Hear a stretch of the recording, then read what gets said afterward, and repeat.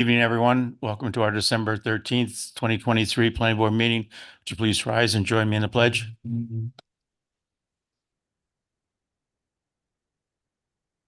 I pledge allegiance to the flag of the United States of America and to the republic for which it stands, one nation, under God, indivisible, with liberty and justice for all.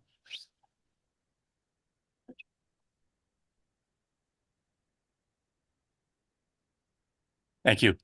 Steve? Chairman John Curry. Here. Vicky Gannon. Here. Nancy Garbino. Here. Ken Christensen. Here. Jack Mattis. Here. Bruce Prince. Here. And Chris Zaberto is absent. Thank you. First on our agenda tonight is the minutes from November 8th, 2023. Make a motion, accept the minutes. Is there a second? Second. All in favor? Aye. Thank you. First on our agenda, second on our agenda, excuse me, is the public hearing from 8 Anita Road application for a lot line adjustment for properties at 8 Anita Road and 4 Anita Road, Town Map 27.05-119 and Town Map 2705-1-20.1. Is there anyone here?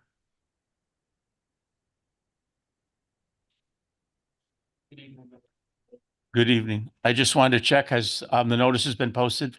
Thank you. Yes, the legal notice was published in the Journal News on November 30th, 2023. The adjoining property owners were notified by email on November 27th, 2023.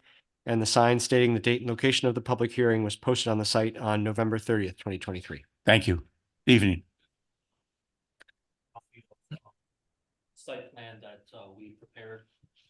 Can you please stand near the podium, sir, or turn the microphone? Yeah, you just,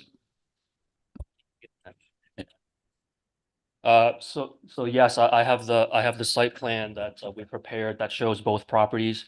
Right here is the existing property line for 8 Anita Road.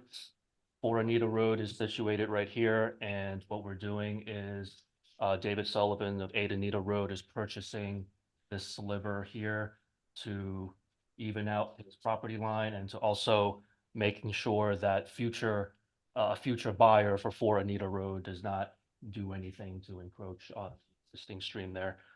So that's basically this lot line adjustment right here. Steve or Dave, any comments? So, Mr. Chairman, earlier today, we were made aware that there was a deed restriction placed on the 4 Anita Road property. And that it's reflected in the Westchester County Clerk's Office. And essentially, it relates to the wetland buffer area behind the stone wall. Mr. Chung, could you just point out the stone wall on the 4 Anita Road property? There's a wall that separates 8 Anita Road from DEP property. There's portions. Well, if you go a little bit further to the right, isn't there a stone wall? Yeah. Hanging down. It's right- hanging down below, Hanging down right there. down below. There it is. Yes, so here's the existing stream right here, and then there's portions of a stone wall that I think it meanders around this way. If you go a little further right, isn't there another stone wall Yeah, right there? stone wall right here, Okay, so I believe that's the stone wall that's referenced. correct. So in discussions with Mr. Riley, if there's any transfer of the property from one to the other, the deed restriction remains. So what we've done is we've amended the resolution to reflect that a note should be added relative to the deed restriction for the portion of property that's being transferred from 4 Anita to 8 Anita. And that will transfer with the deed. Correct. Mr. Riley's indicated that runs with Okay. land, not with the property owner. Correct. So that condition of prior to signing of the plat, you'll need to update the plat to reflect that note. Your clients are okay with that? Yes. I'll have the surveyor put that note in with the final plat. Great. Okay. Any board member comments? I just have a quick question with regard to how that's reflected in the revised resolution. In the conditions required, the second that was added on page 3 of 4, the applicant shall place on the plat a note that reflects the deed restriction.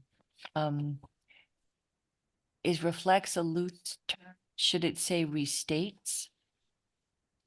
I mean, is it that we're looking to verbatim restate the restriction? Yeah, yes. So can we say that I don't know. Restate, well, A term of art. question for that will work in that. Okay. Okay. I think it's clear what language we specifically want to have noted on the plat. Okay. Yes. Mhm. If there's no more other board member comments, I'll open the public hearing. Oh, I'm sorry, go ahead. I just have a silly question.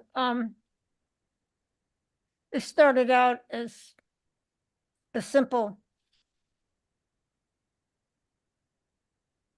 Does it alter what we're calling it?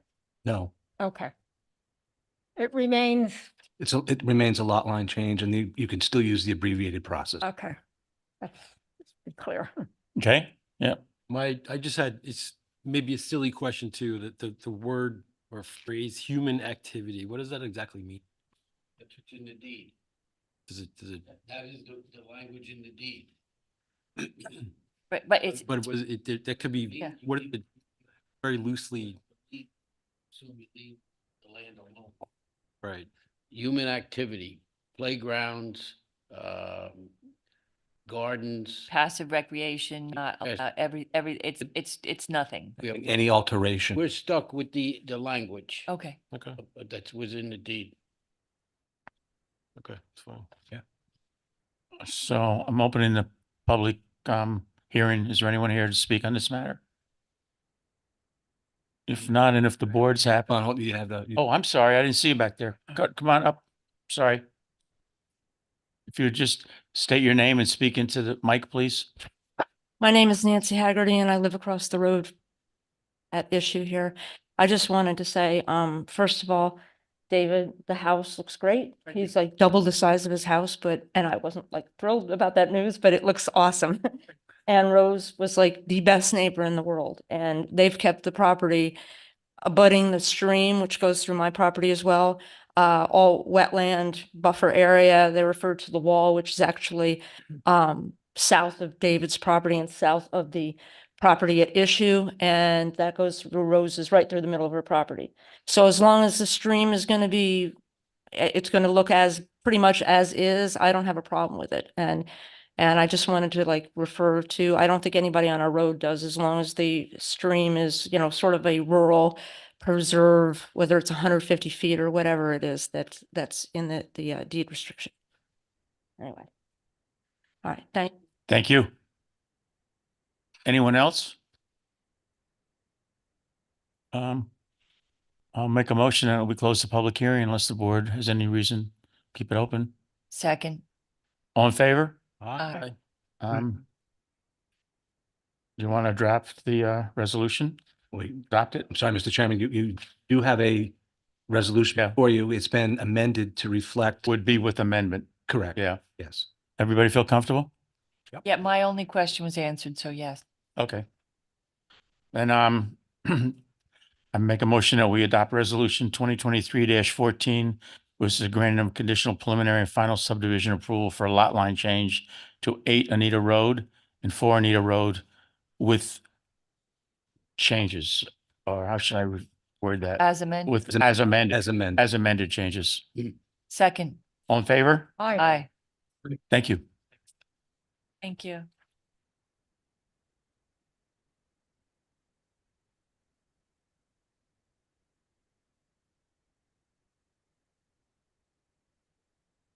Next on our agenda is Glen Ida Realty Site Plan Application, 259 Route 100.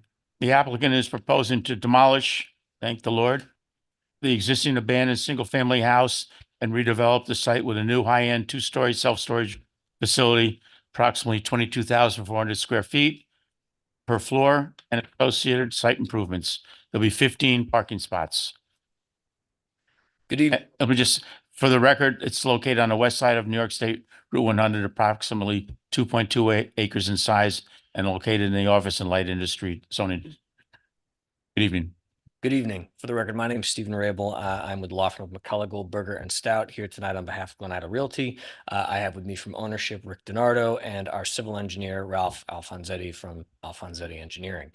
So we last appeared before you on November 8th, where we gave the overview that the chairman so eloquently summarized of our proposed project for the site.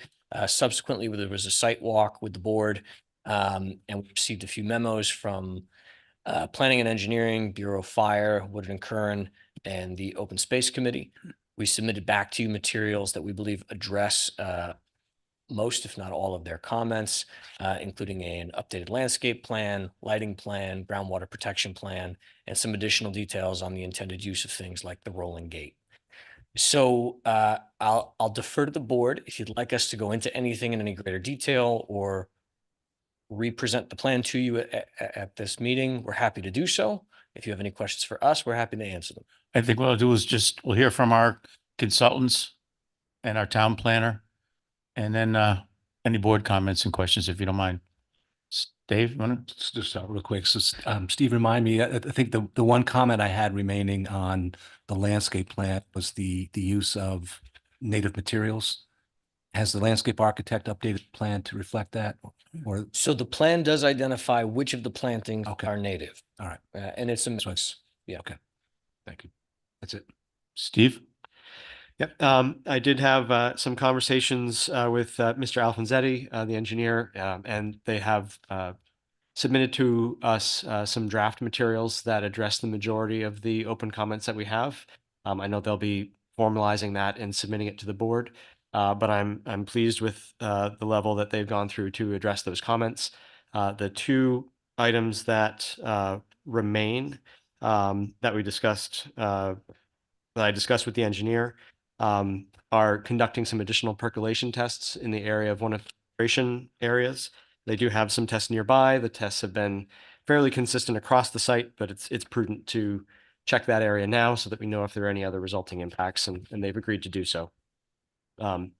Because the majority of the site is in the groundwater protection overlay district, the applicant did prepare a groundwater protection plan that identifies some restrictions on storage and use of hazardous materials on the site. The applicant has agreed to provide signage informing renters and users of the site of those restrictions. And we'll ask for some additional detail so that we see the nature and the language on those to make sure that they align with the groundwater protection plan that the applicant has prepared.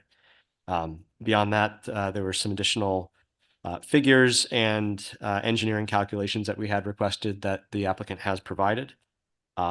The applicant is not proposing to disturb more than 2 acres of property. It's in the watershed, New York City watershed, and so that removes some requirements from them. And they have provided some additional information on the adjacent property's well location to confirm that their proposed septic doesn't interfere with that existing groundwater well. That's been an issue on a few past applications before the board, and the applicant has addressed that, and we have no further comments on that. So at least in draft form, the applicants addressed the majority of our comments, and we're very pleased. Okay. Board member questions or comments? Yes, you're putting in a new well? Yes, Have you done it yet? I don't believe so. May I ask why? Why the new well has, Or you imply that you already have a well? We have a well on site, but it's going to be abandoned. I'm sorry, I can't. hear there's a you. well on site that serves the dilapidated house, but that well will be abandoned and a new well installed to serve the self-storage There's something facility. wrong with that well? It's going to be located in the middle of the parking lot. So if you couldn't hear, it would be located in the middle of the parking lot. Got it, got it. I have a question. Go ahead, Bruce. This may be outside the realm of planning department questions, but I need to ask it. This is a unique facility for the town of Somers, if I'm correct. Has anybody done any kind of marketing survey to ensure that this is a viable facility and that it's not going to, and it's going to be economically viable? Because I don't want this facility to turn into the same kind of a facility as the dilapidated house that's on the site right now. So you haven't addressed this. I know it's probably outside the planning board domain, but if you could have any answers to this, I would appreciate it. Knowing this applicant, I'm sure he's addressed that. Somebody want to add? Not putting words in your mouth. No, I have to agree with you. At this point, we've done our own studies with what currently is in demand in that industry. And that's the reason why we went with this niche high end rather than what's traditionally done with a self-storage facility. You have to keep in mind that the demand today actually, there was just a story on the CBS radio this week that in the New York area, you are unable to find a self-storage room from December and November because everybody that lives in rental units needs someplace to hide their Christmas gifts. So, but as much as we're looking towards Christmas gifts, as you know, we're going to have parking for collectible cars. We're going to have wine storage, climate control facilities. These are all markets that are rising in demand. If you look outside of Somers, as far as if you look into Danbury and you look down towards Elmsford, there are ample of these facilities that are going up constantly. And because there is no room, these are facilities that are much larger. These are facilities that are 120,000 square feet, 140,000 square feet, and they are filled to capacity. And quite frankly, they're not as attractive as your proposal. No, I think I'm very proud of the design that we were able to put together, and I hope the board feels the same way. There's a huge going up in Danbury, yeah. Yeah, Again, that's not what we're doing. I know. So, we love the landscape of Somers and the feel of Somers, and we want to keep it that way. And that's why that design is going to fit perfect in that transition area. Does that answer your question, Bruce? Yeah, that answers my question. And I agree that the design is fairly unique for a storage unit. And if it's economically viable, then that's fine. Thank you. Probably the building there right now is storing a lot of things with 4 legs, I would guess. Definitely not Christmas presents. No. Any other board member comments or questions? Steve, you feel comfortable enough with us scheduling a public hearing? Yes, I think that the applicant's presentation correctly displays the impacts that are on the site, so it is appropriate. Yes. I'll make a motion then that we schedule a public hearing for our next meeting, which is January 10th, 2024. Second, No, 24. Just kidding. Sorry. All in favor? aye. Aye. Yeah. All right. Thank you very much. Thank you. Happy holidays and Same to you. next year. Next year. Happy holidays, everybody. Thank you. Thank you. Gotcha, huh? I've already had to check, right?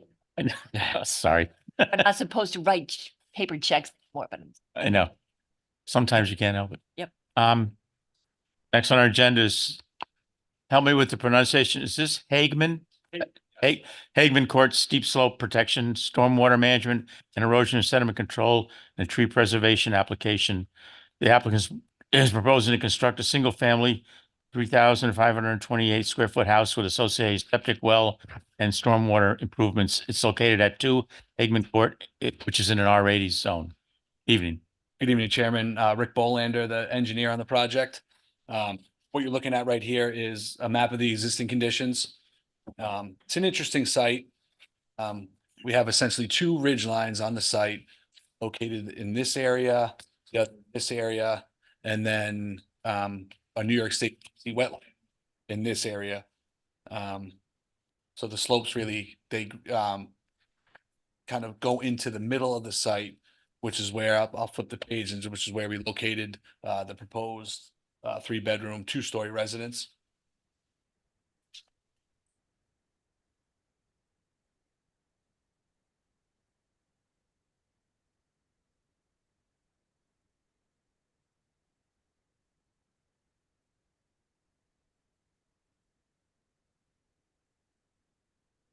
As you can see right here, here is the proposed residence with a driveway coming in off of Hagman.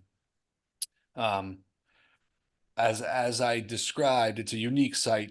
So what we really were dealing with were steep slopes and the wetland over here. So what we did to position the proposed residence was, as best we can, keep it out of the 100-foot wetland buffer. But with keeping it out of the wetland buffer, force us to disturb steep slopes. So we chose steep slopes disturbance over wetland disturbance because of the uniqueness of the site. As I described, 3-bedroom, 2-story, with access off of Hagman. The next page is just the grading utilities plan.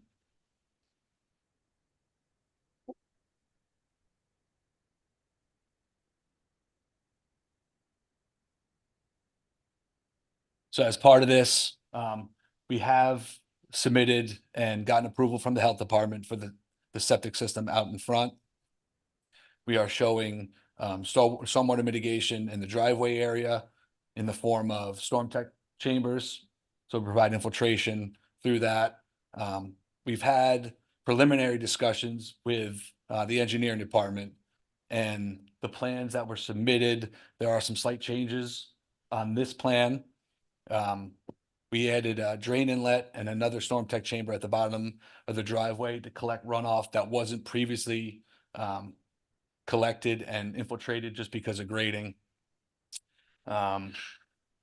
We've tiered these walls to keep these walls under 4 feet. Again, as I described, we pushed the house as far this way as we could to keep it out of the wetland buffer, and which forced us to just, disturb a bit of the steep slopes in this area right here. Back here is the expansion area for the septic. Again, everything's been approved by the health department.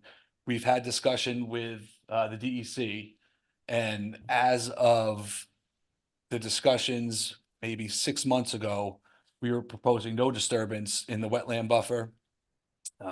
But since then, discussions have begun with the engineering department, and it is our intent and their intent that we would outlet the footing drains for the house into the wetland area, which would cause temporary disturbance to the wetland. Obviously, no impervious area, just temporary disturbance and slight disturbance from excavation for the house. But again, temporary disturbance, no increase in impervious area.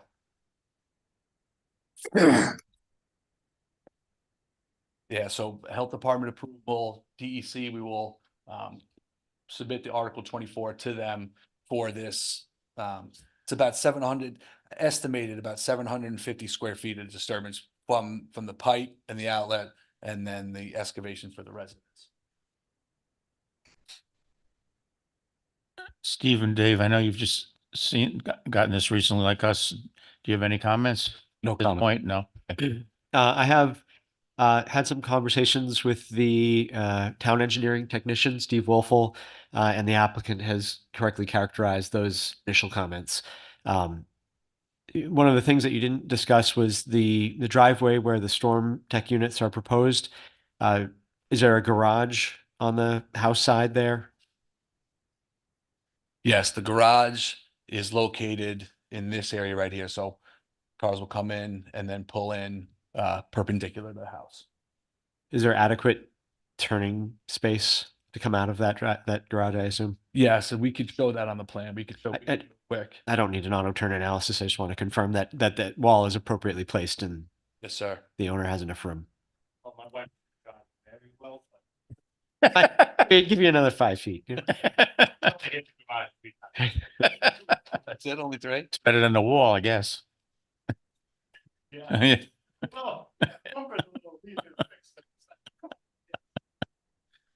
And here are just some mock-ups. Obviously, we don't have an architect involved yet, but we will shortly. But this is the intent of the house. And as I described before, It will be 2 stories. So this is just showing a 1-story house. So there'll be another story on top of here. But this is the look we are going for on the house. The farm style, that's very popular these days. The farmhouse style. There's a sizable pool behind the house. Where is the water from that pool? We have eliminated the pool. I've eliminated the, Yeah, it's shown on those plans. These plans, we got rid of that. okay? Too much money. It's a nice sized pool. It was a big pool. But the space is there if circumstances would change and you wanted to come back at some point in time and say, oh, cool. Yes, we have that at the back of our minds. We have an area and it's ample separation from the expansion area. So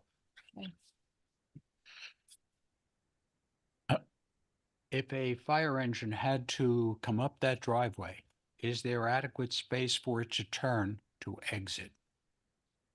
as the plans are shown right now, I would say no, and we could obviously look at that too to make sure that obviously that's a big concern. Right, if Yes. it didn't raise the question, the fire department. will. Absolutely. Like you're going backwards. It's not typically a concern with the driveway itself in terms of being able to turn. So that's more of a question for the road, which is well established. Okay. But we will confirm that the driveway meets the minimum town width.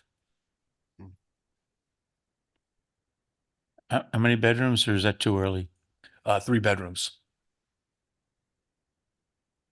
So that's what this your septic approval was for 3.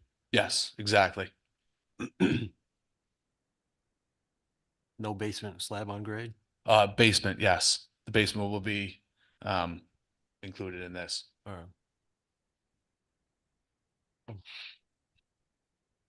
That's on a steep slope.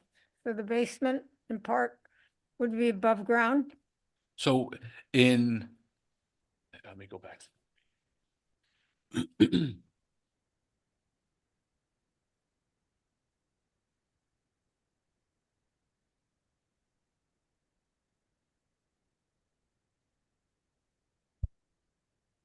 So where we situated the house, the actual footprint of the house is out of the steep slopes area.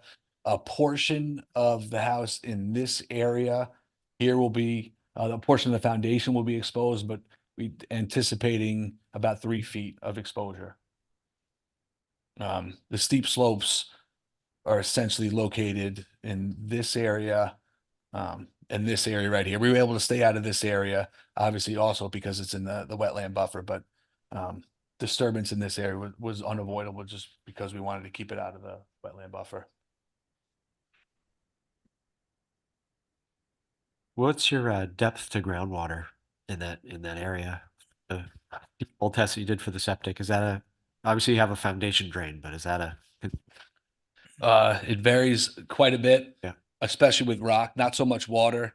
Where we had the house situated, when we did the health department testing, we were looking at rock at 7 feet. But these areas, there are exposed outcrop? exposed outcroppings where you're catching rock at, 1.5 feet. But in the area where we kept the house, it was down.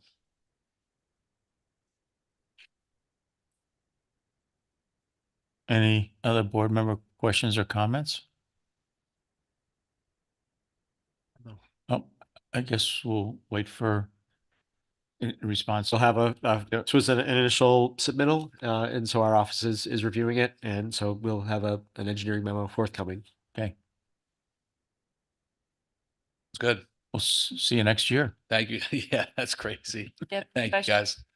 Any question? Yeah. Russ, Uh, your question representative? Is there any chance we would be able to have a public hearing at the next meeting? If we were able to submit, or do you not think you'll have the comments by?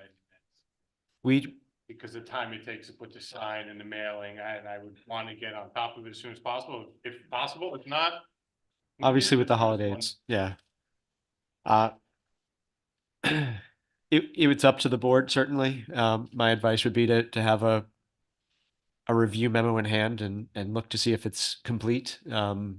And if not, then just don't have the public hearing that night. Is that what you're saying? Well, that's certainly up to you. I would defer to your judgment on it. We haven't taken a look to know whether it's likely to be complete, or if we'll have any substantive comments yet. So it's up to you whether it might stay open for multiple months or Well- wait till our review memo. The rules are, when you have everything you need, you hold a public hearing. Question is, we're happy to hold the public hearing, but at the moment, we don't have everything we need, so. We don't know yet. Yeah, I would say wait until we have a memo from you Okay. showing where we are complete, where we're not complete. Because the other thing is if we schedule a public hearing prematurely, in addition to not having information, burdens on the applicant to provide notice. So why put you through those jumping of hoops? Everybody get your ducks in a row. Come back when we're ready. Absolutely. Okay, Thank you so much, you guys. thank you. Thank you. Happy holiday. Thank you Thanks. so much. Bye. Happy See you New soon. Year. Thank you. Our next meeting is January 10th, 2024. Wish everybody the best of everything. Yes. Good health and happiness. Enjoy it. It's in the new year. Yes, peace in the new year. Here, We adjourn. Is there a second? second Second. to everything. Thank you. Oh,